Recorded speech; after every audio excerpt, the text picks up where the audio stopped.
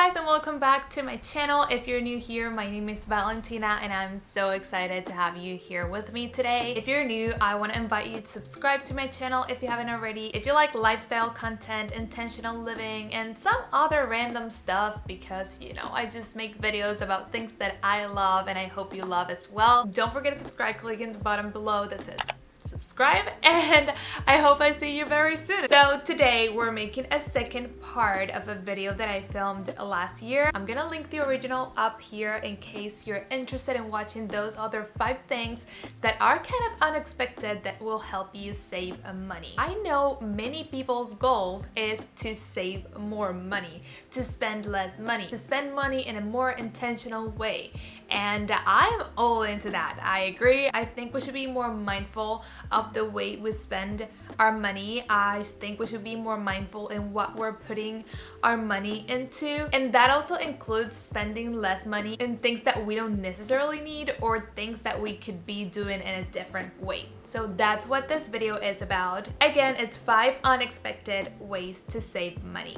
If you want to see a part 3 of this video, click the like button and leave me in the comments below what are some unexpected ways you save money or you are planning to save money this year. Number 1 is working out at home, and this one is super important because I know working out is probably in many people's yearly resolutions or goals, because we all want to feel better physically, we all want to feel healthy, and it's always up there in the list. So I know gyms are very convenient and it's easier to stay motivated even if you're going to a gym, but honestly, I've realized, especially during the pandemic, that you don't need to put money into working out. And don't get me wrong, I love going to a yoga class. I really enjoy Pilates class. I pole dance for 3 years. I did, I know going to a class is so motivating, being there with other people, the energy is so contagious, and that's amazing. But if you're trying to save money, consider working out from home. Walk around your building or house or the place you live if it's a walkable place. If you live near a park or some hiking trail or the beach, take advantage of that, and also try to take more online classes, especially those that are free on YouTube. There are millions and millions of videos that will help you work out, that will keep you healthy and strong, and that are completely free. So if you're consistent, if you create a routine, if you integrate this new habit into your routine, I promise it will save you a lot of money and you will still be working out regularly. That's a really hard word to say. Regularly. It's really hard. Okay, I'm sorry. Number 2, and this is kind of random, but unplug everything you can unplug. All those chargers or electric items or devices that are plugged into your walls are consuming energy. Not a lot of it, but some. So your TV, your coffee maker, or your computer that is charging all day and you have it plugged in literally all day, even though you have a laptop and you could potentially unplug it and it's always at 100%, it's always charged, but that's always consuming some energy. It's always consuming electricity, and that is going directly into your bill. This is not going to be a huge change, but it's something. And as I've said before, I think I've mentioned this before on this channel, the small purchases, the things that are cheaper are the ones that end up being the most expensive because we don't realize or we don't pay attention to those. So again, this is gonna make just a 5 to 10% change in your electricity bill, but I mean, that 5 to 10% counts. So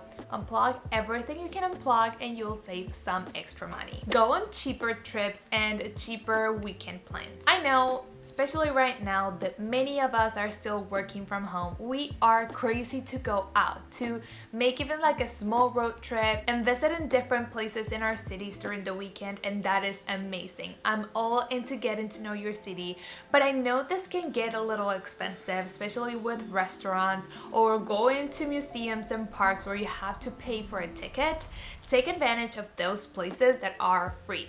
I know, for example, here in LA, a lot of the museums, and I want to say most, but at least a lot of them have a free day. Go to the museum on that day. Go to the many hikes and parks and open spaces that the city offers. Go to the beach. Take advantage of all the free activities that your city has to offer. And same for road trips. Maybe you will have to pay for an Airbnb, but then try to find a good deal. Plan ahead and plan in advance of like 2 to 3 months so that you can find a good deal and you can make your trip memorable but also a little bit cheaper. I feel like it's very easy to get into the very expensive plans because those are the ones that get promoted over and over and over again versus those free stuff that you can do. Not a lot of people talk about them, so do some research, go on social media, go on blogs, websites that talk about these options and add those to your list. This next tip will help you save money but also is really a minimalism tip as well,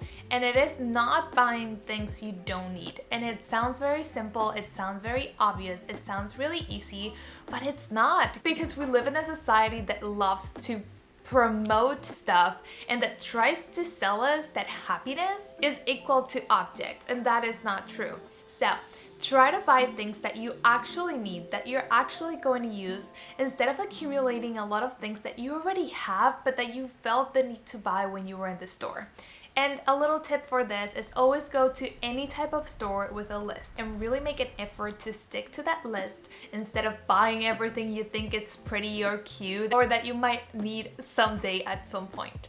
Again, stick to that list and really focus on the things you need instead of everything you want to buy just because it was there or because it was on sale or whatever it is. So try to keep a mental inventory of what you have at home, especially when it comes to food and things you store in drawers. Try to keep things organized so you know what you have and you avoid purchasing things that again you already have and you definitely not need to spend money on. And number 5, and this is one of my favorites, and I have to say I didn't like it before but now I'm 100% into it, and it is read on Kindle. If you enjoy reading a book or if you're trying to get more into the reading habit, get a Kindle. And it was hard at the beginning because I like the feeling of a physical book, but the Kindle has so many advantages, from the size to how weightless it is. You can take it anywhere with you. It is obviously a lot cheaper. And now I discover, or like my boyfriend recommended me this app called Libby,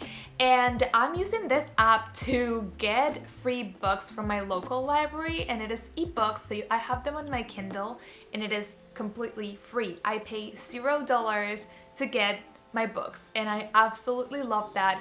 So from spending $40 to $50 a month, I went from that to spending $0, which is a huge change, and I absolutely love it, and it has been such a big change in my monthly budget and I really appreciate it. So if you have your local library card, try to using Libby and you'll see a big difference. So yeah, especially if you like reading as much as I do. So yeah, those are my 5 tips for saving more money. And again, if you'd like to see a part 3 of this video, please click the like button so I know that you want to watch it, and subscribe to my channel if you haven't already. And yeah, that's it for today's video, and I'll see you guys in the next one. Bye!